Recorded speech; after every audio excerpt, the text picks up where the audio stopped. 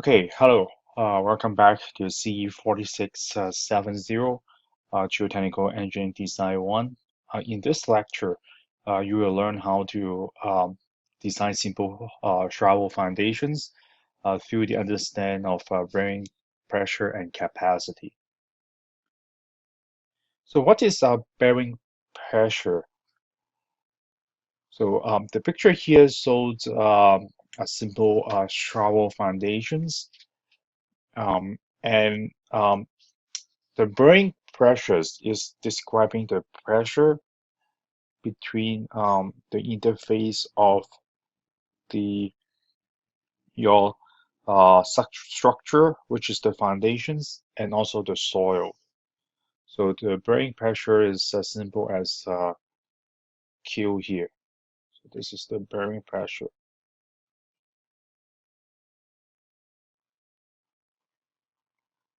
And it depends on the eccentricity of the applied loading. So you will apply a loading here.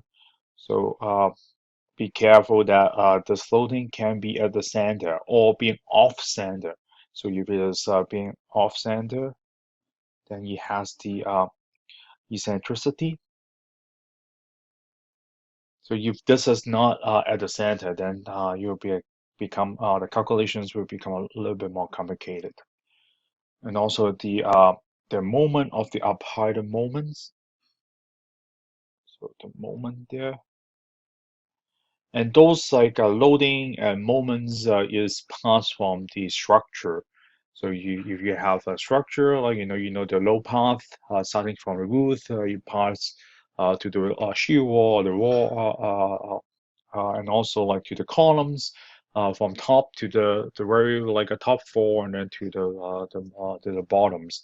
And the load path is you eventually will be transferred to the foundations, and the foundations is pretty much like we pass the loading to the soil, and that is described by the bearing pressure, and also depends on the structural rigidity of the foundations, the bearing pressure, and very important, the um, the bearing pressure there will be depends on the stress strain response of soil.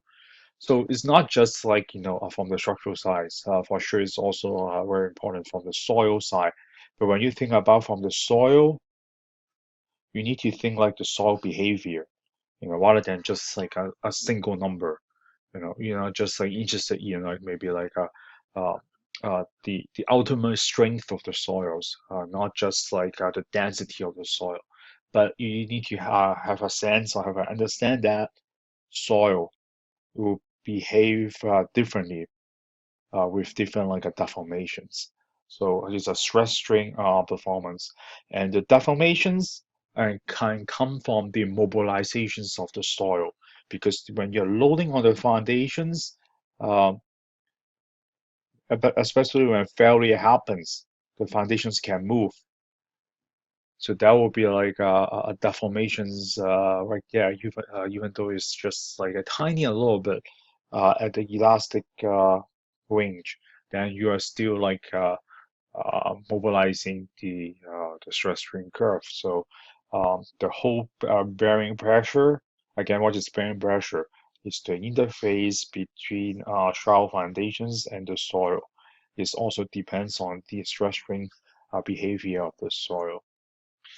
And also, it also depends on the roughness of the bottoms of the foundations.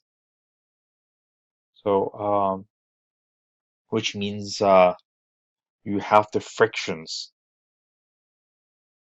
at the bottoms of the foundations, and it will give you like a resistant force, right? Because the whole thing you want to, when you try to mobilize, when you try to move, and the frictions will against it. So that's also a friction force right there. So this is the coefficients of frictions over there, mu times the n is the reactions force from the loading. And last but not least, you also have the effect of the weight of the foundations. So you also the weight of the foundations.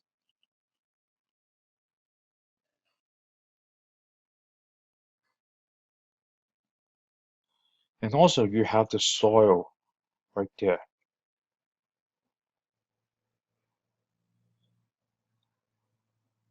So the weight of the soil, so this is WS,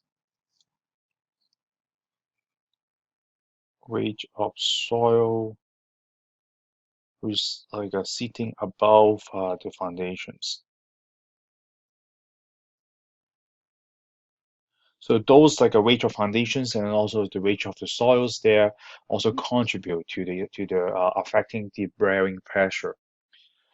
But those two numbers right there, the weights, if the structural loading is large enough, those WL and also the WS could be insignificant just because like the loading is just much larger than those two. But yes, like that's something that you also want to consider. Okay, so the response of the bearing pressure. So what we have seen here actually is the simplified distributions, because the Q here, the bearing pressure, is distributed along with the bottom of the foundations. So this is the distributions of bearing pressure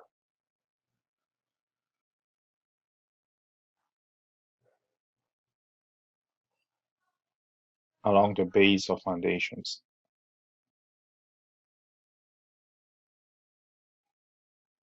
or the foundations oftentimes we call footing.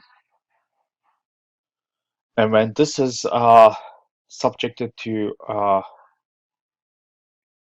concentric vertical load, so just this point make our life more straightforward. So we just look at concentric loads.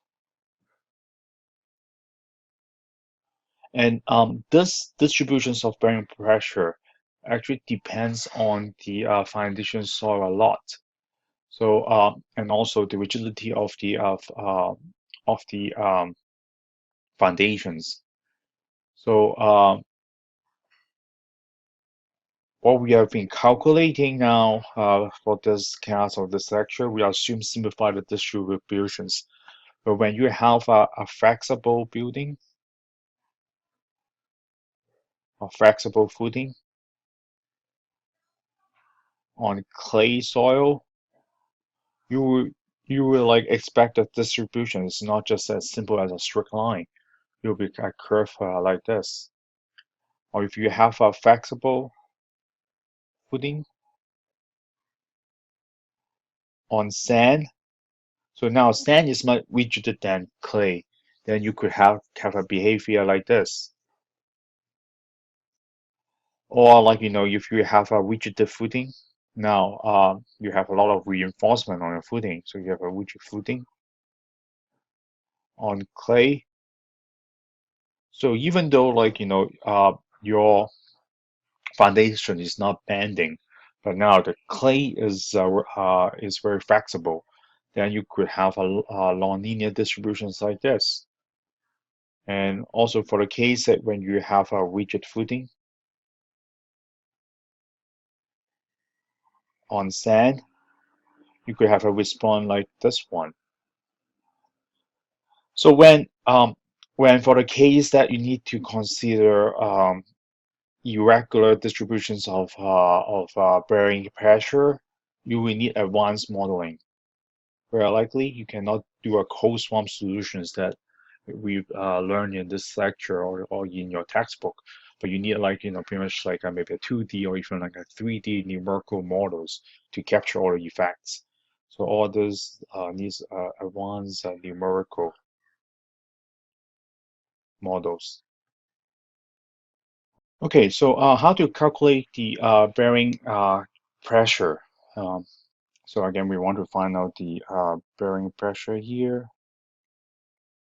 passing from the foundations to the soil. This is the bearing pressure, and the formula is equals to P plus the weight of the foundations divided by the area of the foundations minus the pore pressure. So Q here is again is bearing pressure.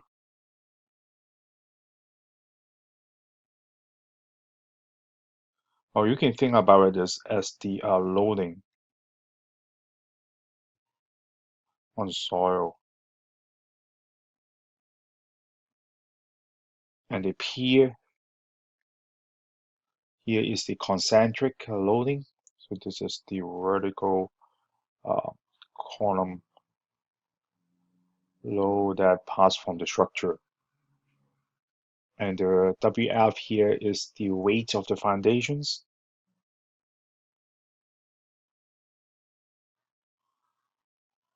or the footing. And in fact, this is equals to the concrete material plus the soil above the foundations. So it is equals to the WF plus the WS. But you will here, for simplifications, uh, I mean WS here. But when you calculate WS, you have the options that to assume the unit weight of the soil. So we are talking about those soils here. You can assume the weight of the soil equals, well, actually, when we calculate those, we use the unit weight. You can assume the unit weight of a soil is equals to unit weight of concrete. And here you will use like the unit weight of concrete anyways. So if you do that, you will bring in a little bit like conservatism, which is okay. And because at the end of the day, um, the amount of soils here that you deal with compared with the structural loading is insignificant. So end up like, it's kind of like you trade off a little bit of positions, but to bring in like some conservatism to deal with these problems. So when you like calculate the weight of the foundations, pretty much you are assuming the dimensions of the foundations is included the soil above it. So that's um, the typical way that we do for foundation design. Yes, we know this is not exactly precise, but we bring in the conservatism to account for the uncertainty that we may have. And the A here stands for the area of footing. So you'll be equals to the length times the width. So here is the width, sorry, the length that we work on. And we know the foundations is kind of like, going into the page like this. And the width is the dimensions here. This is the width. So the area will becomes the length times the width.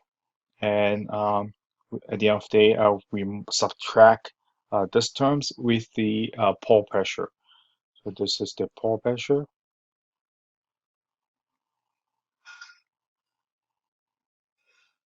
At the bottoms of foundations. So we are looking at the pore pressure. So we are looking at the pore pressure at this point.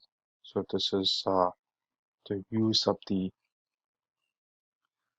and if you have a water table right there, then you can able to calculate the pore pressure. So for the case that we have, well, at the end of the units, what we calculate will be a stress. There's the pound per square. So for the case that we have a continuous footings,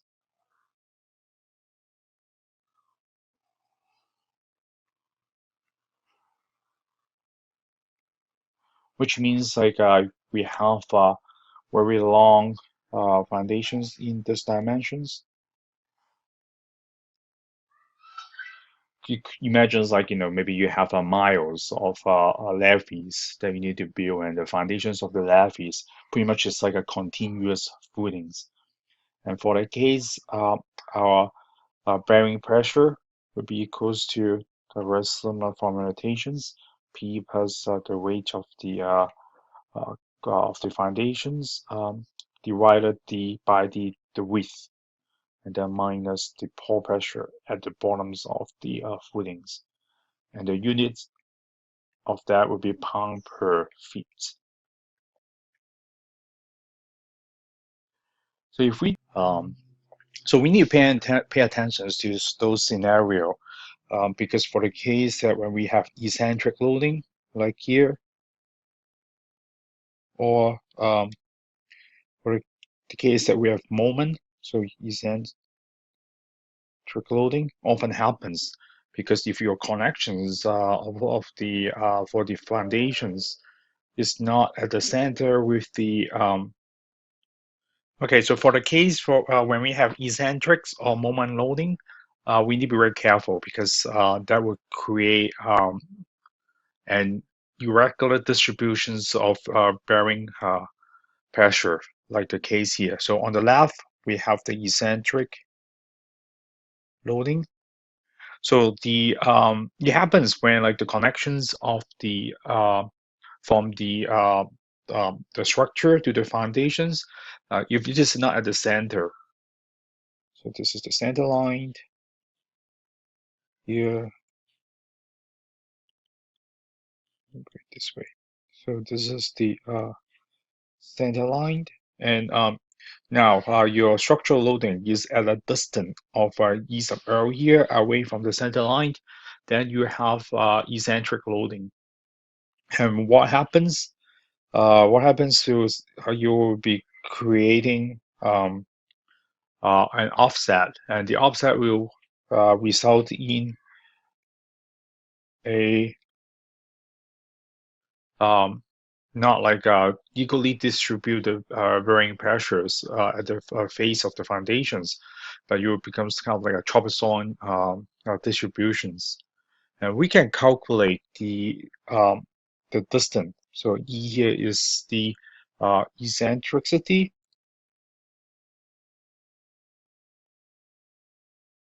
of bearing pressure,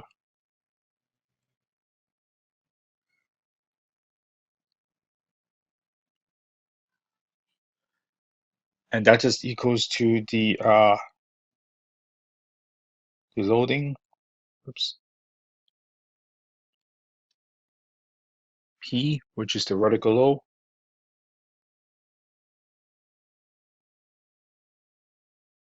times the E sub L, which we know like the loading offset from the center line um, divided by P plus WL. So WL again is the weight of the foundations,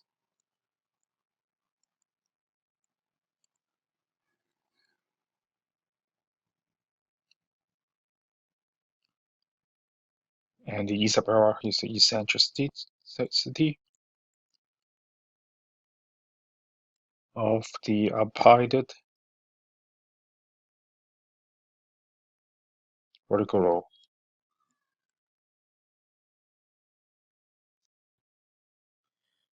So that's happened when we have long center or like a eccentric loading. It also happens when we have applied moment. So when then a moment is applied to your foundations through the structure. So this moment can caused by something like a wind load. So if you have a wind loading adding on the structure, or like a earthquake loading that you design for adding on the structure, then this loading when you transfer to the foundations, so you go through the height of the buildings, then it becomes a moment. So the eccentricity of the bearing pressure will be now come from the moment will be equals to the moment divided by P plus W L, or WF. Just be consistent with the label here. So WF is equals to the weight of the foundations. So here maybe I can say this should be WF.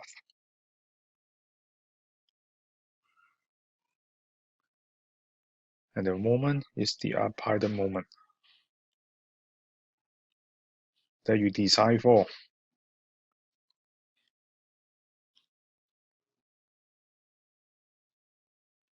such as the window.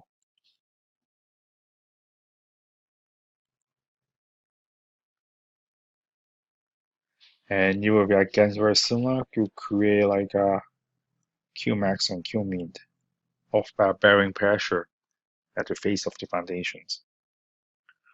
So how do you calculate those Qmax and Qmin? And it depends on the eccentricity. So the eccentricity is calculate through those equations at the first steps.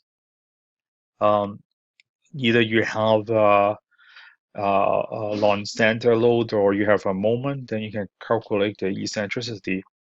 And after that, you calculate the E and then compare with the width of the foundations. So this is the width of the foundations, or the length of the foundations. So this is the length of the foundations in this case. So we only have to deal with like a 2D conditions. When we have 3D conditions, they will become a little bit like more complicated.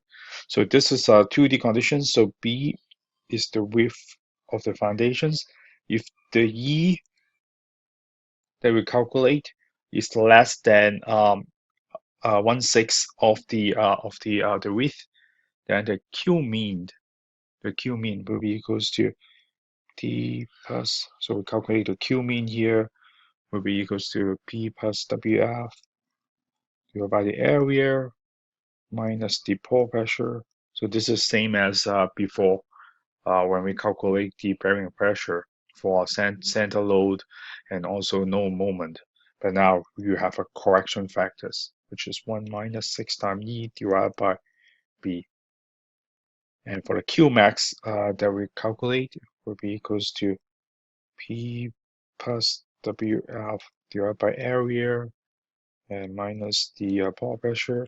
But the correction factor now is 1 plus 6E over B. So this is kind of like case 1. And for case 2 is for the case that when the E that we calculate, the eccentricity, is exactly equals to B over a 6. So a 6 of the width of the foundations. In that case, your Q mean is equal to 0. And Q max is the same as before. So Q max is still the same.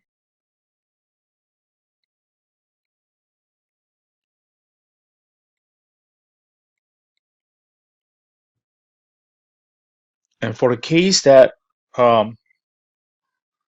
when we have the eccentricity is greater than B over 6, which means like the offset is become larger and larger. And to a point that like, it offset greater than B over 6. And the distributed loading below the foundations for this case, so the distributed loading will be something like this. So this is your foundations.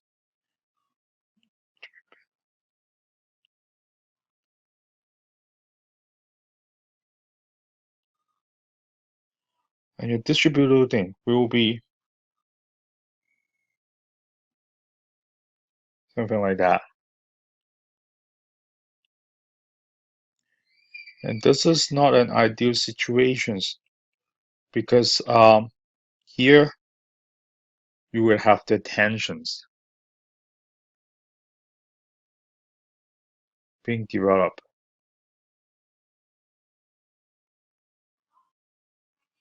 And this is the conditions that we need to avoid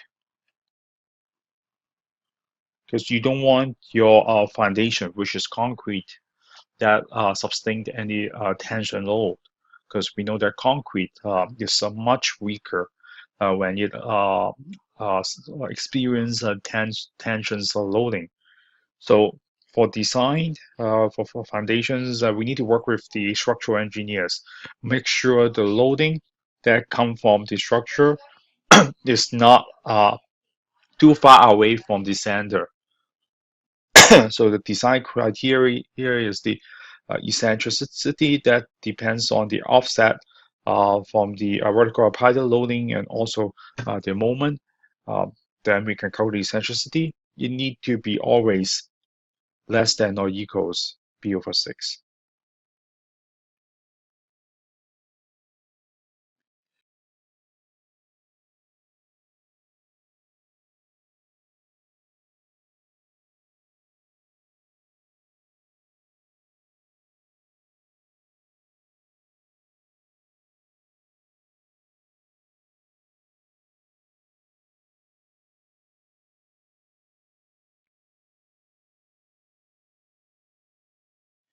So we have talked about the 2D directions, but how about 3D conditions? Because in real life, like the geometry is 3D.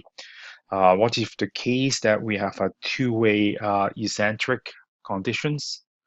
So which means like when this happens, we could have an offset. So this is the kind of like the center. This is the center of the footings, and then now your loading is offset in both the width and also uh, the length directions. So E sub L is the eccentric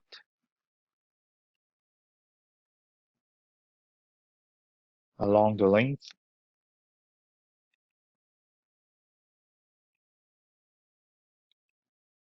and this is our eccentricity along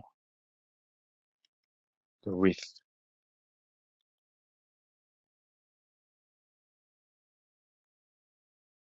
So our design is need to make sure the add up of this two part is less than or equal to 1. So if that happens, there will be no tensions being developed. So this is a design criteria that we need to fulfill. If like if your design turns out is not equals to or less than 1, then like pretty much you need to change you need to communicate with the structural engineers to change the design. Make sure the low path when you get to the foundations is not offset too much that would create the tensions. So this is how um, the bearing pressure will look like. So this is the 3D bearing pressure when you have an offset, and you can calculate, you can estimate the Q max and Q mean. Um, so this point become your Q max, and this point here will become your Q mean, and the Q will be equals to these equations, which is like you have the Q max and Q mean. So this means like a Q max will be equals to um, this terms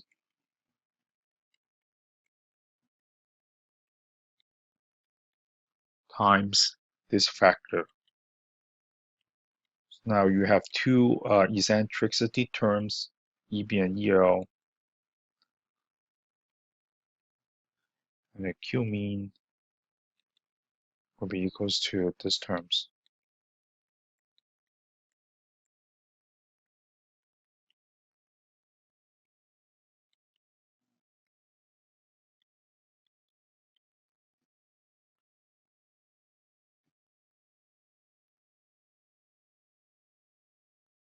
So again, this design criteria will become important because if you look at the equations which can be represented by this graph, so if you look at again, if we look at this equations, it can be represented by this graph, which means you need to make sure your offset is within like this shape here. So when you have a Q mean equal to 0, which means this term is equal to 1.